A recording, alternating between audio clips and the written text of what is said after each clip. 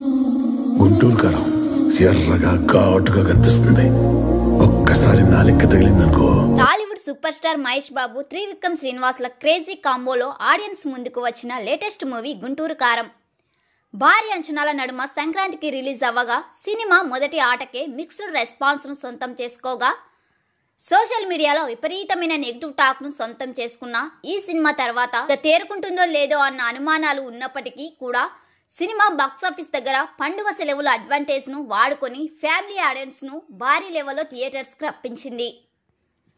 నైజాంలో పండుగ డేస్ తర్వాత స్లో అయినా కూడా ఆంధ్రలో మాత్రం మంచి హోల్డ్తో దూసుకుపోతున్న ఈ సినిమా ఇప్పుడు మొదటి వారంలో బాక్సాఫీస్ దగ్గర అక్షరాల 100 కోట్ల మార్కుని సొంతం చేసుకుని మాస్ ఊచకోత కోసింది. సినిమా మొదటి రోజు వచ్చిన టాక్ చూసిన తర్వాత బిజినెస్లో సగం రికవరీ చేస్తే అది గొప్పలా అనిపించగా ఇప్పుడు ఏకంగా సూపర్ స్టార్ మహేష్ బాబుని 100 కోట్ల సింహాసనంపై కూర్చోబెట్టింది.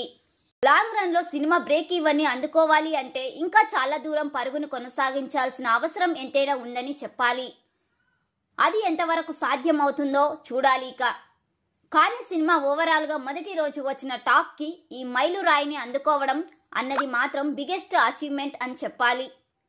లాంగ్ రన్ లో సినిమా ఎలాంటి కలెక్షన్ ని సొంతం చేసుకుంటుందో చూడాలి.